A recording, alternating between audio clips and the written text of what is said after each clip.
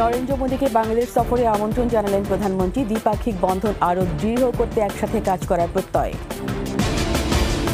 আওয়ামী লীগের হীরক জয়ন্তীর আয়োজনে নিবন্ধিত সব দলকে আমন্ত্রণ। 23 জুন ঢাকা হবে উৎসবের নগরী, জানালেন ওবায়দুল কাদের। সাবেক সেনাপ্রধানের 2 ভাইয়ের এনআইডি নিয়ে অভিযোগ তদন্তে ইসির কমিটি। জালিয়াত চক্রকে আনা হবে আইনের আওতায়। ভারী বৃষ্টিতে সিলেটের চামিলিবাগের টিলা ধস, ঘুমন্ত অবস্থায় মাটি চাপা পড়ে স্বামী স্ত্রী ও শিশু সন্তানের মৃত্যু।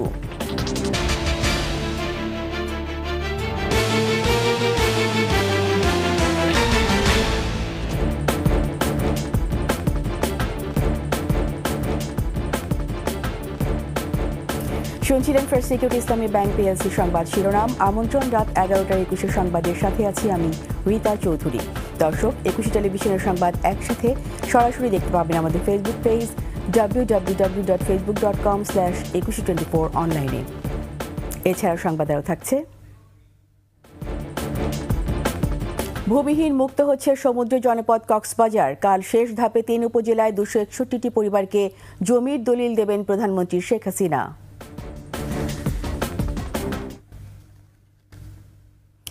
টানা তৃতীয় মেয়াদে নির্বাচিত ভারতের প্রধানমন্ত্রী নরেন্দ্র মোদীকে বাংলাদেশ সফরে আমন্ত্রণ জানিয়েছেন প্রধানমন্ত্রী শেখ হাসিনা।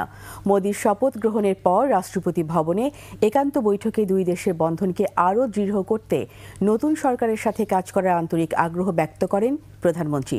আরও জানাচ্ছেন আকবর হোসেন সুমন। নয়াদিল্লিতে রাষ্ট্রপতি ভবনে শপথ গ্রহণের পর ভারতের নবনির্বাচিত প্রধানমন্ত্রী নরেন্দ্র মোদীর সঙ্গে একান্ত বৈঠক করেন বাংলাদেশের প্রধানমন্ত্রী শেখ হাসিনা। তৃতীয়বারের মতো প্রধানমন্ত্রী নির্বাচিত হওয়ায় মোদীকে আবারও অভিনন্দন জানান বঙ্গবন্ধু কন্যা। নিকটতম প্রতিবেশী হিসেবে দুই দেশের সম্পর্ক নতুন উচ্চতায় উন্নীত হবে বলে আশা প্রকাশ করেন দুই শীর্ষ নেতা। সফরের শেষ দিনে প্রধানমন্ত্রী শেখ হাসিনার সঙ্গে তার আবাসস্থলে ভারতের কেন্দ্রীয় মন্ত্রী ও সাবেক পররাষ্ট্রমন্ত্রী সুব্রামানিয়াম জয়শঙ্কর সৌজন্য সাক্ষাৎ করেন। আর্থসামাজিক খাতে দুই দেশের সম্মিলিতভাবে কাজ করার সুযোগ নিয়ে আলাপ হয় এই সাক্ষাতে। ভারতের প্রধানমন্ত্রীকে বাংলাদেশ সফরের আমন্ত্রণের বিষয়টি তুলে ধরেন পররাষ্ট্রমন্ত্রী। মাননীয় প্রধানমন্ত্রীর সাথে শ্রীলঙ্কার মহামান্য রাষ্ট্রপতি রনিল বিক্রমসিংহে সাক্ষাৎ করেন। এটি মূলত সৌজন্য সাক্ষাৎ ছিল। সৌজন্য সাক্ষাৎ হলো সেখানে দুই দেশের পারস্পরিক সম্পর্ক নিয়ে বিস্তারিত আলোচনা হয়। ভারতের ইউনিয়ন মিনিস্টার জয়শঙ্কর দেখা করেছেন। মাননীয় প্রধানমন্ত্রী তাকে অভিনন্দন জানানোর পাশাপাশি আবার ইউনিয়ন মিনিস্টার হিসেবে নির্বাচিত হওয়ার জন্য তাকে অভিনন্দন জানানোর পাশাপাশি বাংলাদেশে যাওয়ারও আহ্বান জানিয়েছেন। এছাড়াও শ্রীলঙ্কার প্রেসিডেন্ট রনিল বিক্রমাসিংহ সৌজন্য সাক্ষাৎ করেন প্রধানমন্ত্রীর সঙ্গে। ভ্রাতৃপ্রতিম দুই দেশের স্বার্থে বাংলাদেশের পর্যটন খাতে শ্রীলঙ্কার বিনিয়োগ চান প্রধানমন্ত্রী। আকবর হোসেন সুমন, 21 টেলিভিশন, ঢাকা। এদিকে ভারতের কংগ্রেস পার্টির নেত্রী সোনিয়া গান্ধী ও তার ছেলে লোকসভায় বিরোধী দলীয় নেতা রাহুল গান্ধীও দেখা করেছেন সফররত প্রধানমন্ত্রী শেখ হাসিনার সঙ্গে। সোমবার দিল্লির আইটিসি মৌর্য হোটেলে বৈঠকের আগে হৃদ্যতাপূর্ণ পরিবেশে গান্ধী পরিবারের সাথে কিছুটা সময় কাটান প্রধানমন্ত্রী শেখ হাসিনা। পরে বৈঠকে তারা আলোচনা করেন দ্বিপাক্ষিক সম্পর্ক বিষয়ে। এ সময় আরও উপস্থিত ছিলেন কংগ্রেস পার্টির জেনারেল সেক্রেটারি প্রিয়াঙ্কা গান্ধী।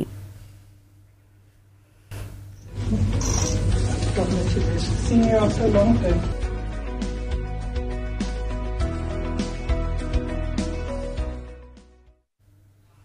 ভারতের প্রধানমন্ত্রী নরেন্দ্র মোদীর শপথ অনুষ্ঠানে যোগদান শেষে দিল্লি থেকে ঢাকায় ফিরেছেন প্রধানমন্ত্রী শেখ হাসিনা। সোমবার 7:15 দিকে প্রধানমন্ত্রীকে বহনকারী বিমান শাহজালাল আন্তর্জাতিক বিমানবন্দরে অবতরণ করে। শেখ হাসিনাকে বিমানবন্দরে স্বাগত জানান সড়ক ও সেতু মন্ত্রী ওবায়দুল কাদের, বিমান ও পর্যটন মন্ত্রী ফারুক খান সহ সরকারের উচ্চপদস্থ কর্মকর্তারা। এর আগে সফর সঙ্গীদের নিয়ে বিমান বাংলাদেশ এয়ারলাইন্সের একটি বিশেষ ফ্লাইটে স্থানীয় সময় বিকেল 4:45 নয়াদিল্লির ভিভিআইপি বিমানবন্দর পালাম এয়ারফোর্স স্টেশন থেকে ঢাকার উদ্দেশ্যে রওনা দেন প্রধানমন্ত্রী।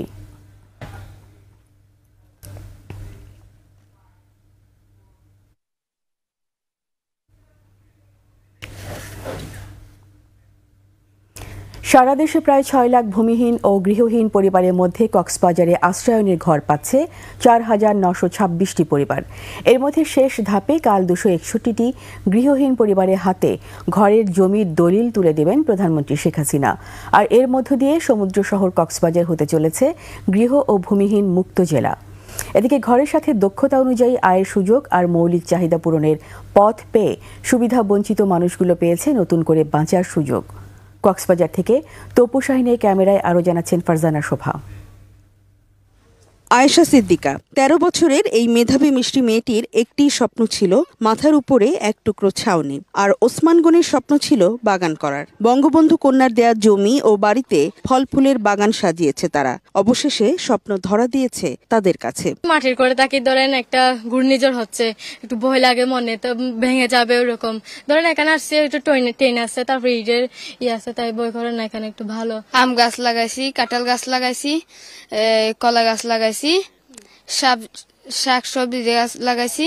বিধবা স্মৃতিধরের সংগ্রাম 4 ছেলে মেয়েকে নিয়ে কক্সবাজারের নানা স্থানে ভ্রাম্যমাণ জীবনের ইতি টেনেছেন বঙ্গবন্ধু কন্যা। সন্তানেরা বিদ্যুতের আলোতে পড়াশোনা করছে আর সরকারি প্রশিক্ষণ নিয়ে এখন আয়ও করছে। প্রধানমন্ত্রী শেখ হাসিনা আমাদের বাসা দিছে, খুব সুখে। মাননীয় প্রধানমন্ত্রী যে ঘরটা দিছে এখানে সবাই মিলেমিশে থাকি। বুনিয়ারা বেগম আশ্রয়নের ঘরের পাশের জমিতে সবজি চাষ করে আয় করছেন, তেমনি ঘরের চালে কবুতরের বাসা, ছাগল পালন আর সরকারি সেলাই মেশিনে দিন বদলের স্বপ্ন বুনছেন। মাননীয় প্রধানমন্ত্রীর উপহারের ভিত্তিতে ঘরটা যে পাইছি, আর আলহামদুলিল্লাহ আশেপাশে গাছগোছালা রোপণ করছি, ক্ষেত কামার করছি, অনেক কিছু উন্নতি করতেছি। আর ভূমিহীন ইব্রাহিমের গল্পটা ছিল অন্য। সন্তানদের নিয়ে শহরে পাড়ি জমিয়েছিলেন, ভাসমান হয়ে ঝালমুড়ি বিক্রি করতেন। ঘর পেয়ে সন্তানদের নিয়ে আবারও ফিরে এসেছেন পূর্বপুরুষের ভূমিতে। ছেলে মেয়েদেরকে ব্যবসা নিয়ে এগোরে থেকে আমি অনেক সুখী। মাননীয় প্রধানমন্ত্রীর কাছে আমার অনেক অনেক ধন্যবাদ। কক্সবাজারের 9টি উপজেলার প্রতিটি ইউনিয়নে এমন শত শত গল্প। গেল বছর এই জেলার মোট 4,665টি বাড়ি ভূমিহীনদের কাছে হস্তান্তর করেছিলেন প্রধানমন্ত্রী শেখ হাসিনা। 6টি জেলা হয়েছিল গৃহ ও ভূমিহীন মুক্ত। মুজিব বর্ষে মাননীয় প্রধানমন্ত্রী ঘোষণা দিয়েছেন যে এই দেশের একজন মানুষও ভূমিহীন গৃহহীন থাকবে না। মাননীয় প্রধানমন্ত্রীর এই অনুশাসনকে আমরা হৃদয়ে ধারণ করে আমরা জেলা প্রশাসন, উপজেলা প্রশাসন, আমাদের রাজনৈতিক নেতৃবৃন্দ সকলের সহযোগিতায় আমরা এই আশ্রয়ন প্রকল্পগুলো বাস্তবায়ন করে যাচ্ছি। মঙ্গলবার 261টি ঘর প্রদানের মাধ্যমে সদর, ঈদগাঁও ও মহেশখালী উপজেলা গৃহহীন মুক্তর সম্মান পাবে। তাদের হাতে দলিল তুলে দেবেন প্রধানমন্ত্রী বঙ্গবন্ধু কন্যা। আমাদের কক্সবাজার জেলায় 4,991টি পরিবারকে আমরা আগামী কালকে মাননীয় প্রধানমন্ত্রী গৃহ হস্তান্তরের মাধ্যমে এটি ভূমিহীন এবং গৃহহীন মুক্ত ঘোষণা করবেন। 2% জমি সহ পাকা ঘর কেবল মাথার উপর ছাদই নয়, সামাজিক সম্মান পেয়ে প্রধানমন্ত্রীকে হৃদয় হতে কৃতজ্ঞতা জানালেন সুবিধাভোগী মানুষেরা। প্রধানমন্ত্রী শেখ হাসিনার অন্তর্ভুক্তিমূলক উন্নয়ন মডেলে একের পর এক বদলে যাচ্ছে সারা দেশের উপজেলাগুলো। জমিসহ একটি বাড়ি শুধু নয়, মাথার উপরে এক টুকরো ছাদই শুধু নয়, একটি মানুষ, একটি পরিবারের ক্রমশ স্বাবলম্বী হয়ে ওঠার গল্প বিনির্মাণ করছে এই আশ্রয়ন প্রকল্পগুলো। সমাজের পিছিয়ে পড়া সুবিধাবঞ্চিত মানুষগুলোকে উন্নয়নের মূল স্রোতধারায় যুক্ত করার এই মডেলই শেখ হাসিনার সরকারের উন্নয়নের মূল তত্ত্ব। ফারজানা শোভা, 21 টেলিভিশন, উখিয়া, কক্সবাজার। আওয়ামী লীগের 75তম প্রতিষ্ঠাবার্ষিকী উপলক্ষে 23 জুন ঢাকা উৎসবের নগরীতে পরিণত হবে বলে জানিয়েছেন দলটির সাধারণ সম্পাদক ওবায়দুল কাদের। বলেন, প্রতিপক্ষ বিবেচনায় না নিয়ে হীরক জয়ন্তীর অনুষ্ঠানে নিবন্ধিত সব রাজনৈতিক দলকে আমন্ত্রণ জানানো হবে। বাকিটা আকবর হোসেন সুমনের রিপোর্টে। ধানমন্ডিতে আওয়ামী লীগ সভাপতির রাজনৈতিক কার্যালয়ে দলের 75তম প্রতিষ্ঠা বার্ষিকী সফল করতে দলটির ঢাকা মহানগর, উত্তর দক্ষিণ ও 2 সিটি মেয়রের সঙ্গে এই মত বিনিময় সভা। সভা শেষে সাংবাদিকদের সঙ্গে কথা বলেন সাধারণ সম্পাদক ওবায়দুল কাদের। জানান, উপমহাদেশের প্রাচীন দলের হীরক জয়ন্তী হবে উৎসব মুখর। বিভিন্ন রাজনৈতিক দলকেও আমি গতকালও বলেছি আমরা আমন্ত্রণ জানাবো, এটা আমাদের ঐতিহ্য। এখানে কে আমাদের প্রতিপক্ষ পক্ষ সেটা আমরা দেখব না।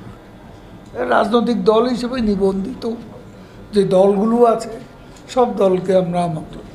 প্রতিষ্ঠা বার্ষিকীতে নিবন্ধিত রাজনৈতিক দলগুলোকে আমন্ত্রণ জানানো হবে বলে উল্লেখ করেন ওবায়দুল কাদের। ডিজিটাল বাংলাদেশ বিনির্মাণের পর স্মার্ট বাংলাদেশ গড়তে আমরা প্রস্তুত হচ্ছি। ঠিক এ সময় আমাদের ৭৫ বছর পার্টির প্রতিষ্ঠা বার্ষিকী হচ্ছে। ২৩ জুন ধানমন্ডিতে বঙ্গবন্ধু ভবনের সামনে ৭৫তম জন্মজয়ন্তীর আয়োজন উদ্বোধন করবেন আওয়ামী লীগ সভাপতি শেখ হাসিনা। জন্মজয়ন্তীর শুভ উদ্বোধন করবেন প্রধানমন্ত্রী, দেশরত্ন, আমাদের সভাপতি। আকবর হোসেন সুমন, ২১শে টেলিভিশন, ঢাকা। এনআইডি নিয়ে যারা জালিয়াতি করছে তাদের আইনের আওতায় আনা হবে বলে জানিয়েছেন প্রধান নির্বাচন কমিশনার কাজী হাবিবুল আওয়াল। আরও জানান, সাবেক সেনাপ্রধান আজিজ আহমেদের ২ ভাইয়ের জাতীয় পরিচয়পত্র জালিয়াতির অভিযোগ তদন্তে এরই মধ্যে কমিটি গঠন করেছে নির্বাচন কমিশন। এদিকে রাজনৈতিক সংকটের কারণে দেশে এখনও অংশগ্রহণমূলক নির্বাচন হচ্ছে না বলেও মন্তব্য করেন সিইসি। শিউলি শবনমের প্রতিবেদন।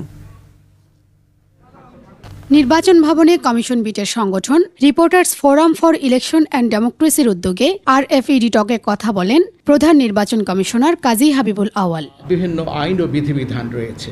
মাঠ প্রশাসনের সাথে নির্বাচন কমিশনের সুসম্পর্ক ও সরকারের সদিচ্ছার কারণে অতীতের তুলনায় এবার নিরপেক্ষ ও সহিংসতামুক্ত নির্বাচন হয়েছে এবং এটা বড় ধরনের একটি অর্জন বলে মনে করেন সিইসি।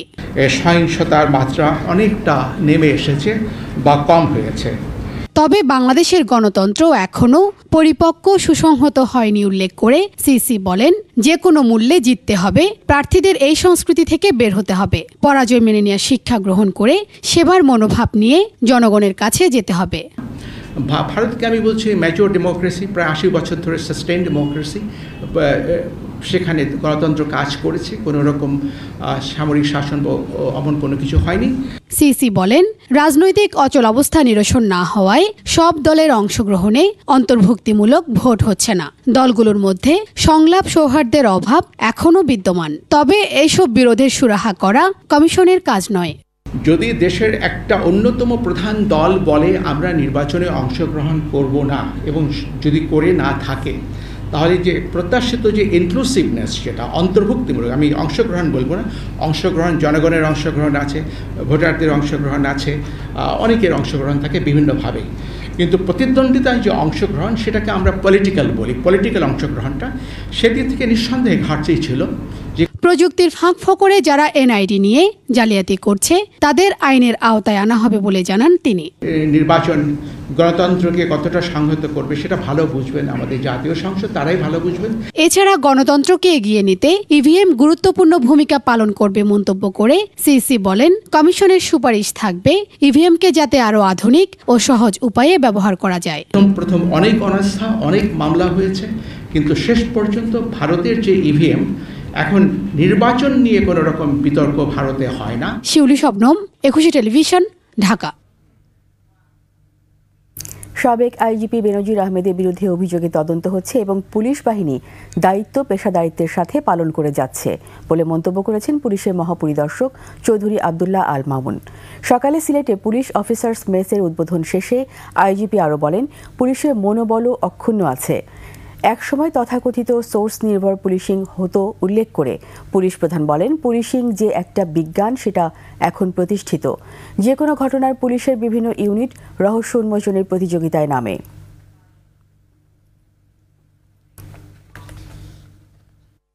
মাননীয় প্রধানমন্ত্রী জিরো টলারেন্সের, জঙ্গিবাদ সন্ত্রাসবাদের বিষয়ে জিরো টলারেন্সের যে নীতি, এই নীতির আলোকে দায়িত্ব পালন করার জন্য আমাদের জনবল দরকার, লজিস্টিক দরকার ছিল, ইকুইপমেন্ট দরকার ছিল। সেটাকে আমাদের প্রয়োজন অনুযায়ী এই জিনিসগুলোকে সাজ সরঞ্জাম যা দরকার ছিল আমাদেরকে দেওয়া হয়েছে। এই কারণে দেখা যায় যে আমরা মানুষের প্রত্যাশার কাছাকাছি অনেকটা আমরা পৌঁছে গেছি। অতিবৃষ্টিতে সিলেটের টিলা ধসে স্বামী স্ত্রী ও তাদের শিশু সন্তানের মর্মান্তিক মৃত্যু হয়েছে। ঘুমন্ত অবস্থায় মাটি চাপা পড়ার ৭ ঘণ্টা পর ৩ জনের মরদেহ উদ্ধার করেন সেনার সদস্যরা। আহত অবস্থায় উদ্ধার ৮ জন ওসমানী মেডিকেল কলেজ হাসপাতালে চিকিৎসাধীন। সিটি কর্পোরেশনের মেয়র আনোয়ারুজ্জামান চৌধুরী জানিয়েছেন, টিলার পাদদেশে ঝুঁকিপূর্ণ বসবাসকারীদের সরিয়ে নেওয়া হবে। সিলেট বিভাগীয় প্রতিনিধি ওয়েস খসরু রিপোর্ট, জানাচ্ছেন খুরশিদ আলম মুকুল। কয়েকদিনের অতিবৃষ্টিতে সিলেটে নরম হয়ে পড়েছে টিলা ও পাহাড়ের মাটি। নগরীর মেজর টিলা, ইসলামপুরের চামিলেবাগে টিলার পাদদেশে আরও অনেক পরিবারের সাথে স্ত্রী সন্তানকে নিয়ে বাস করছিলেন আব্দুল করিম। সোমবার ভোরে হঠাৎ টিলা ধসে পড়ে পুরো বসতিটির উপরে। প্রাথমিকভাবে ৮ জন উদ্ধার হলেও মাটি চাপা পড়েন করিম সহ পরিবারের ৩ জন। ঘুমন্ত অবস্থায় তাদের উপর পাহাড় ধসে পড়ে বলে জানিয়েছেন স্বজন ও এলাকাবাসী। 7:30টার সময় করছে, আমরা ঘুমো আসলাম, সবার সে খুনি আমরা দৌড়িয়ে বাড়াইছি, আমার 2টা বাচ্চা আগুন করে লইয়া আমি বাড়াইছি। আমার দামান, আমার ফুড়ি, আমার নাতি 3 জনে কোনো খোঁজ বার্তা পাইছে। 8টা পড়েছে, মানে 3 জন ওনার পরিবার, আগে আব্দুল করিম, ওনার স্ত্রী এবং ওনার একটা ছেলের সন্তান, আর আমরা 3 জনকে জীবিত উদ্ধার করতে পেরেছি। বেলা 11টার দিকে সিলেট সেনানিবাস থেকে উদ্ধার অভিযানে যায় সেনাবাহিনী। তাদের সঙ্গে ছিল ফায়ার সার্ভিসের কয়েকটি ইউনিটও। প্রায় 2.5 ঘন্টা চেষ্টার পর মাটি চাপা পড়া আব্দুল করিম, তার স্ত্রী রোজি বেগম ও 2 বছরের শিশু তানিস উদ্দিনের মরদেহ উদ্ধার করা হয়। আমরা আনুমানিক 1:25 থেকে 1:30 এই সময়ের মধ্যে 3 জন যে ব্যক্তি নিখোঁজ ছিলেন তাদেরকে উদ্ধার করতে সক্ষম হই। দুপুরে ঘটনাস্থল পরিদর্শন করেন সিলেট সিটি কর্পোরেশনের মেয়র আনুরুজ্জামান চৌধুরী। পরিবেশ ও মানুষকে রক্ষায় উদ্যোগ নেওয়ার কথা জানান তিনি। এই যে ঘর বানানো, এটা কেয়ারফুলি বানাতে হবে। তো আমরা এটা জিরো টলারেন্সে যাব। আমরা পরিবেশ রক্ষার্থে মানুষের জানমাল রক্ষার্থে। একই পরিবারের 3 জনের মর্মান্তিক মৃত্যুতে শোকের মাতম চলছে স্বজন ও প্রতিবেশীদের মাঝে। খুরশিদ আলম মুকুল, 21 টেলিভিশন। নিচ্ছি বিরতি, যখন ফিরবো তখন অন্যান্য খবরের সঙ্গে আরও থাকবে। ভারতের নতুন সরকারকে বাংলাদেশের জনগণের প্রত্যাশা মতো ভূমিকা রাখার আহ্বান ফখরুলের। অভিন্ন নদীর পানি বন্টন নিয়ে কটাক্ষ। ত্রুটিপূর্ণ সংরক্ষণে চামড়া শিল্পে বছরে 1,500 কোটি টাকার ক্ষতি, বাতিল হয় অনেক বিদেশি ক্রয়াদেশ। অধিবেশনের প্রধান বিচারপতি বলেন, বঙ্গবন্ধু হত্যা ও যুদ্ধাপরাধীদের বিচার করে আপিল বিভাগ অনন্য উচ্চতায় পৌঁছেছে। অধিবেশনে যোগ দেন আপিল বিভাগের 5 জন সাবেক প্রধান বিচারপতি। এছাড়াও হাইকোর্টের বেশ কয়েকজন সাবেক বিচারপতি, আইনজীবী, গণমাধ্যম কর্মীরা এজলাস কক্ষে উপস্থিত ছিলেন। আপিল বিভাগের ইতিহাসে প্রথম এজলাস কক্ষে এমন বিশেষ অধিবেশনে হলো, যা পুরো দেশ প্রথমবারের মতো জনসমক্ষে দেখতে পেল।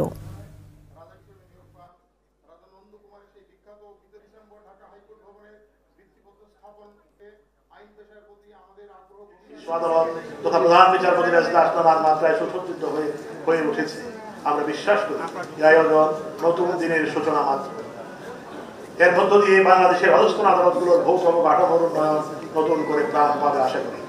অধস্তন আদালতগুলোতে স্বচ্ছন্দ বিচার প্রক্রিয়া পরিচালনার স্বার্থে এ সকল স্থাপনাগুলো আধুনিকায়ন ও উন্নয়নের জন্য আমি বিনীতভাবে মাননীয় প্রধানমন্ত্রীর সুবিবেচনা ও সুদৃষ্টি কামনা করছি। ভারতের নতুন সরকারকে বাংলাদেশের জনগণের প্রত্যাশা অনুযায়ী ভূমিকা রাখার আহ্বান জানিয়েছেন বিএনপির মহাসচিব মির্জা ফখরুল ইসলাম আলমগীর। ঢাকা রিপোর্টার্স ইউনিটিতে দলের প্রতিষ্ঠাতা জিয়াউর রহমানের মৃত্যুবার্ষিকী উপলক্ষে আলোচনায় তিস্তা সহ অভিন্ন নদীর পানি বন্টনে ভারত সরকারের ভূমিকা নিয়ে কটাক্ষ করেন ফখরুল। এ সময় দেশ ভয়াবহ অবস্থায় আছে উল্লেখ করে বিএনপি মহাসচিব অভিযোগ করেন, বাজেট এখন সাধারণ মানুষের আওতার বাইরে। আন্দোলনের মাধ্যমেই বর্তমান সরকারকে বিদায় জানাতে হবে বলেও মন্তব্য করেন মির্জা ফখরুল।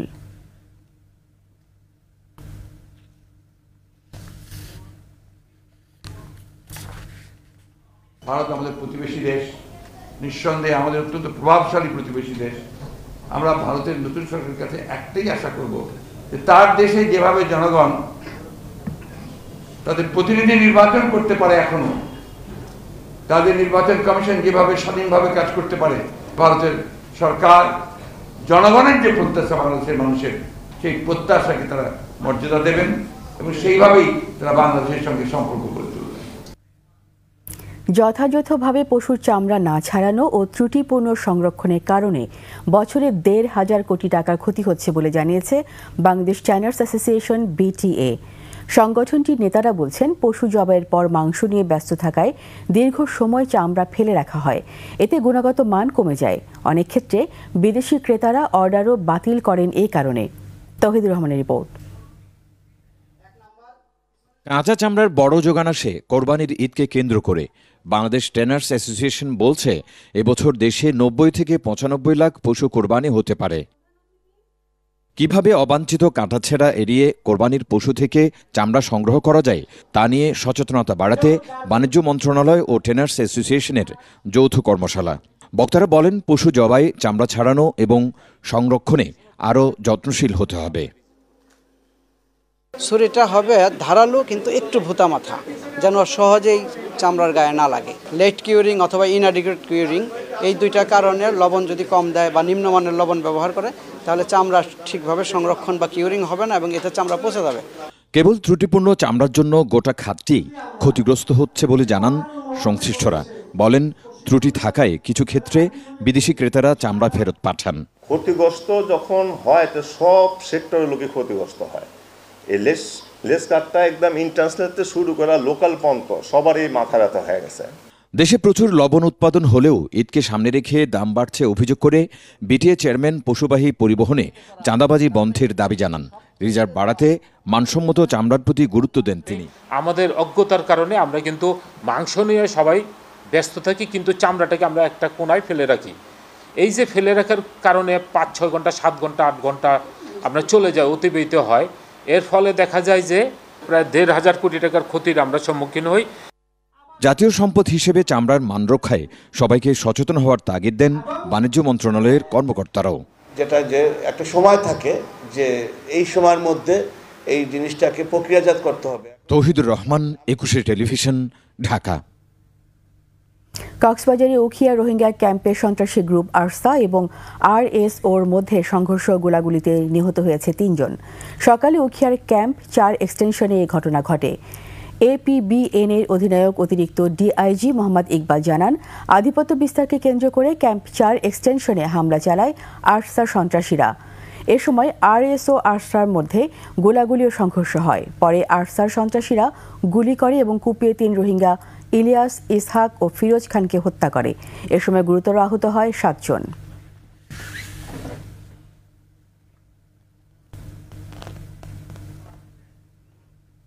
এবার বিকাশ ঈদ কেনাকাটা।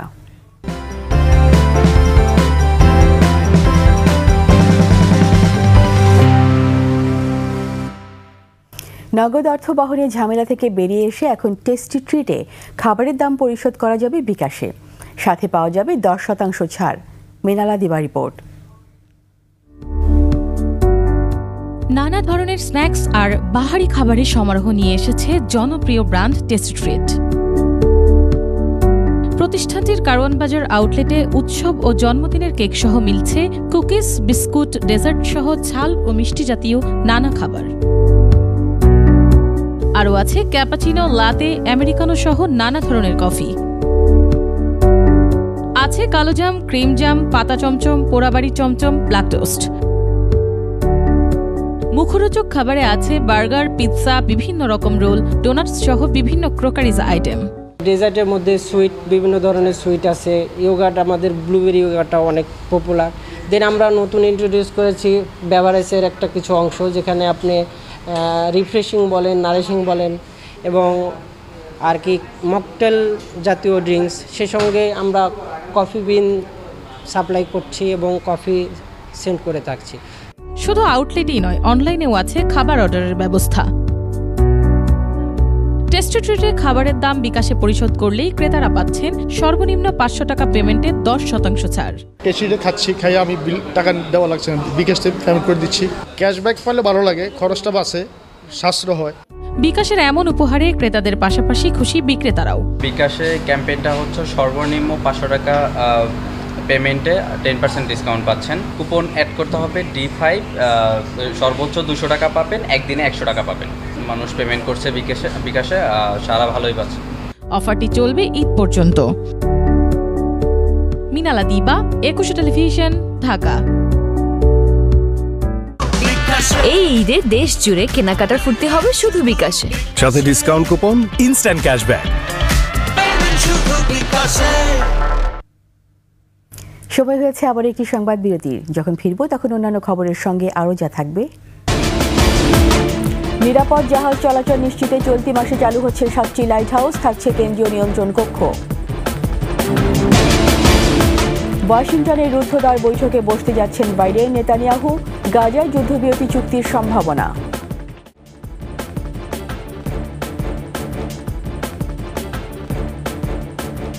আবার আমন্ত্রণ রাত 11টায় 21 সংবাদে। দেশের বিশাল সমুদ্র সীমায় দেশি বিদেশি জাহাজের চলাচল নিরাপদ করতে জুনে চালু হচ্ছে নৌ পরিবহন অধিদপ্তরের কেন্দ্রীয় কন্ট্রোল অ্যান্ড কমান্ড সেন্টার। এছাড়া সমুদ্রগামী জাহাজের সঠিক দিক নির্দেশনার জন্য চালু হচ্ছে 7টি আধুনিক লাইট হাউস। বিস্তারিত আহমদ বাবুর প্রতিবেদনে।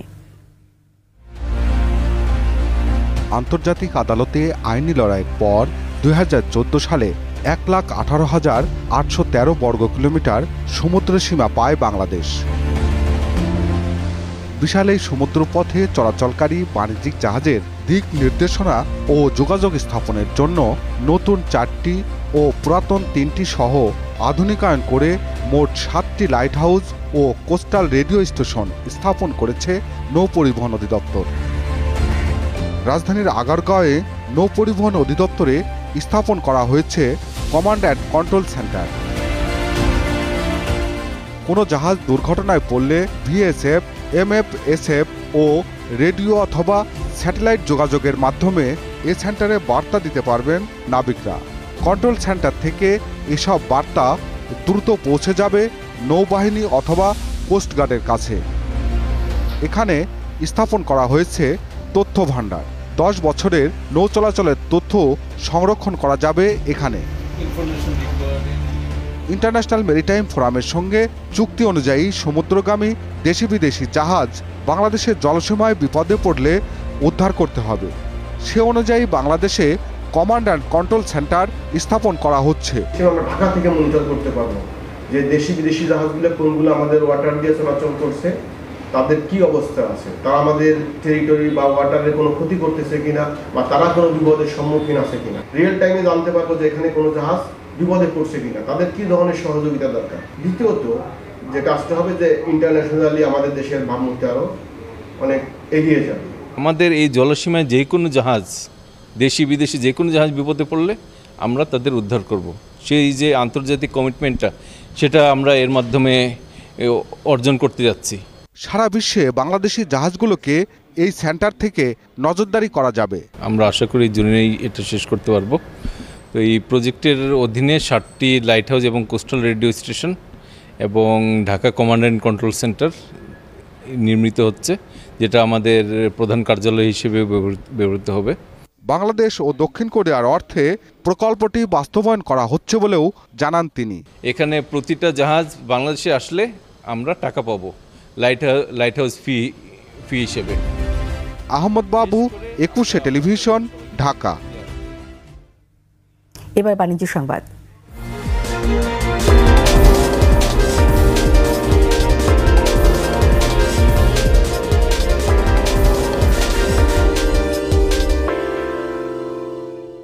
রাজধানী উত্তরায় বিক্রয় কার্যক্রম শুরু করেছে ঢালাই স্পেশাল সিমেন্টের dealer Messrs Kazi steel agency.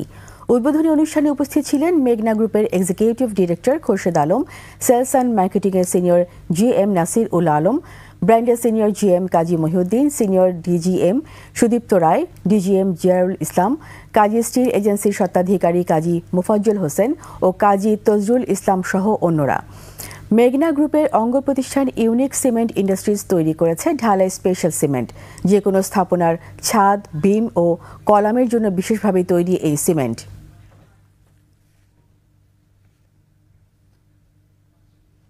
এবার আন্তর্জাতিক সংবাদ।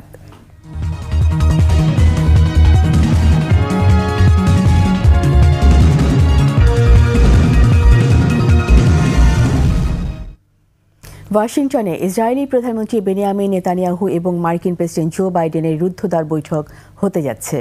সংবাদ মাধ্যমগুলো বলছে এই বৈঠকে কি কি বিষয় নিয়ে আলোচনা হবে সে বিষয়ে তেমন কিছু জানাচ্ছে না হোয়াইট হাউস। এ সম্পর্কে মার্কিন জাতীয় নিরাপত্তা উপদেষ্টা জ্যাক সুলিভানের সাথে যোগাযোগ করা হলেও তিনি বিষয়টি এড়িয়ে গেছেন। বলেছেন বিষয়টি নিয়ে ঘোষণা দেওয়ার মতো কিছু নেই। সুলিভান বলেছেন তিনি আশা করছেন নেতানিয়াহু যখন ওয়াশিংটনে পৌঁছাবেন ততদিনে হয়তো একটি যুদ্ধবিরতি চুক্তি হয়ে যাবে। 27 জুলাই মার্কিন কংগ্রেসের যৌথ অধিবেশনে ভাষণ দেবেন ইসরায়েলি প্রধানমন্ত্রী। গাজায় হামাসের বিরুদ্ধে ইসরায়েলি যুদ্ধে কট্টর সমর্থক বাইডেন, কিন্তু যুদ্ধ পরিচালনার পদ্ধতি নিয়ে দুই নেতার মধ্যে উত্তেজনা বিরাজ করছে। নরেন্দ্র মোদীকে বাংলাদেশ সফরে আমন্ত্রণ জানালেন প্রধানমন্ত্রী। দ্বিপাক্ষিক বন্ধন আরও দৃঢ় করতে একসাথে কাজ করার প্রত্যয়। আওয়ামী লীগের হীরক জয়ন্তীর আয়োজনে নিবন্ধিত সব দলকে আমন্ত্রণ। 23 জুন ঢাকা হবে উৎসবের নগরী, জানালেন ওবায়দুল কাদের। সাবেক সেনাপ্রধানের 2 ভাইয়ের এনআইডি নিয়ে অভিযোগ তদন্তে ইসির কমিটি, জালিয়াত চক্রকে আনা হবে আইনের আওতায়। ভারী বৃষ্টিতে সিলেটের চামিলিবাগে টিলা ধস, ঘুমন্ত অবস্থায় মাটি চাপা পড়ে স্বামী স্ত্রী ও শিশু সন্তানের মৃত্যু।